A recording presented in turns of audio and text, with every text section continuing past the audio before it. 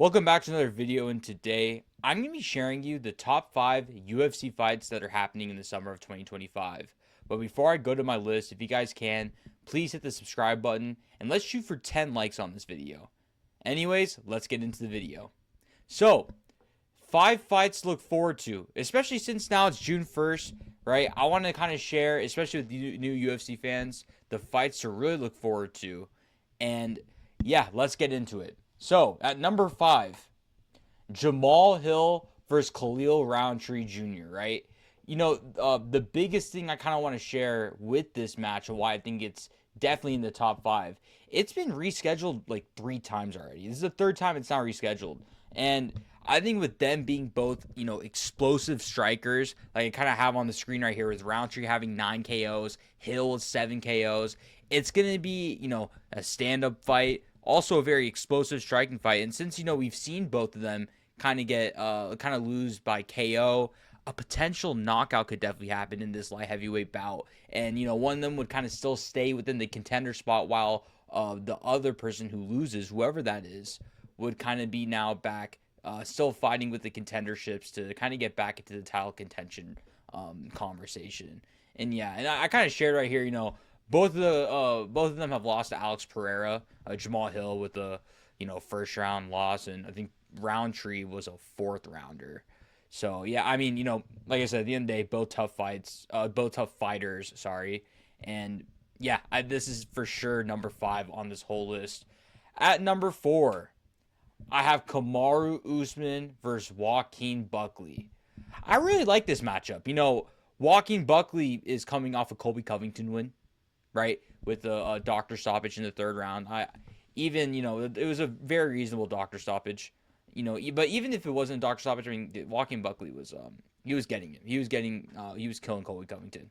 You know what I mean? But what I think is very interesting about this matchup, right, especially with Kamaru returning, would be, does Kamaru have the wrestling still to make this fight pretty competitive? Because Joaquin Buckley was getting taken down by Colby Covington, and Kamaru Usman, and I think still is the better wrestler in my opinion than Colby Covington. So I do, with Joaquin Buckley's biggest question being the takedown defense.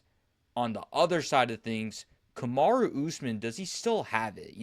His 2 losses being Leon Edwards, who did win the UFC champion, and Chimaev being such an explosive fighter, and his first 3-round fight in years. And with Chimaev now, we're gonna see him fight Dricus Du Plessis, right? Is it a case where he's out of his prime? Maybe he lost a step, right? I think that's the other aspect of this fight that could be very interesting. And I think since he is coming back, from 2023 with these knee injuries and everything like that. I'm curious to see how this holds up. And yeah, and I think if Usman still looks a lot like he's had in the past, I think a lot of people will be surprised about this matchup from Kamaru Usman's side of things. So yeah, that's why I have this fight number 4. There's a lot on the line, and hey, maybe the winner of this fight could be in that battle with all the welterweight contendership. So yeah, I really like this one a lot. At number 3, Ilia Topuria and Charles Oliveira. What I want to say though, by the way, 3-1 can be interchangeable. I'm gonna be quite honest with you. I couldn't decide where to put 3, 2, and 1. So I mean, I just kind of picked it on the spot. But I will say though, this isn't. It's the 3, 2, and 1 on this list are all tied in my opinion in terms of exciting fights. But yeah, Ilia Topuria and Charles Oliveira. Originally, especially if Bilal would have won, we would have seen the Ilia Topuria Islam Makhachev fight, super fight, a lot of people consider. And this fight right here with Ilia Topuria and Charles Oliveira, personally, it's a tier under a super fight. It's a great fight. It's a great fight to see within 155.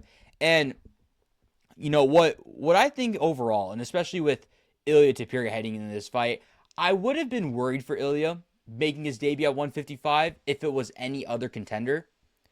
But since it's Charles Oliveira, and by the way, I love Charles Oliveira. He's top 5 favorite fighter of all time for me. He's so fun to watch. One of the most respectable fighters in my personal opinion. And the big thing with Charles is his chin, right? His chin, him getting knocked down, by a lot of fighters within the UFC, does make it very questionable heading this one, because we've seen Ilya Tapiria not only just put Volk to sleep, we saw him knock out Max Holloway, who hasn't been knocked out in his career. That's the thing. That's the big thing about this fight. He hasn't, like, and I think everyone kind of questioning about his power moving up this time the third. It's like, listen, at the end of the day, he did knock out Max Holloway, and I feel like if he can knock out Max Holloway, Charles Oliveira isn't out of the picture of Ilya Tapiria kind of potentially sleeping him too. You know what I mean? And so I really like this matchup a lot. Especially if you're an Ilya Tapiria fan, this is a perfect debut to have if you are Ilya Tapiria. Just because of that questionable chin of his. I also what I think is also very interesting, because I know Charles Oliveira, very slick on the jiu-jitsu. I'm curious to see how he's going to get Ilya on the ground, since the stat with Ilya Tapiria being 92% takedown defense. That's another aspect of this fight that I think is very interesting. This fight can go a lot of ways, and I can't wait for this fight. This is going to be a fun one. Now, number 2, Dricus Du Plessis, Khamzat Chimaev, right? This is very interesting, especially, with this being a 5-round fight. This will be Chimaev's, I believe, first 5-rounder within the UFC, unless Drew Whitaker wants a 5-rounder. Otherwise, this could be the first one where he's going all 5 rounds. So I'm very questionable with Chimaev's cardio heading into this one, as well as with Dricus on this aspect. Let's say it gets past the 2nd round, right? I think if Chimaev doesn't get him out in 2 rounds, it's Dricus' fight from 3, 4, and 5. And with Chimaev, a lot of the fighters, I would say, within the middleweight division, I think Chimaev could get them out there like really quick. But with Dricus kind of being a very big fighter for 205, I think Chimaev is kind of going to be surprised on how Dricus would be a lot harder in general than other fighters to kind of take down, in my personal opinion, just because of his size. Also, one thing I kind of want to mention, very curious to see, with 3, 4, and 5, Chimaev's state in terms of where he is in the fight, because Dricus will, no matter what, keep going forward, and if he keeps pushing it forward, it's going to get very interesting on that aspect for Chimaev. So, I mean, I'm going to say an early prediction here. I think Dricus wins this fight by decision, and I think for sure he wins 3, 4, and 5. I'm going to be very specific on this one. But yeah, I have this one number 2. It's a very fun fight, a very 50-50 fight in my opinion. I wouldn't be mad about either or opinions. For number 1, the number 1 fight to definitely look forward to this summer for UFC is Max Holloway and Dustin Poirier. I think it's an obvious pick.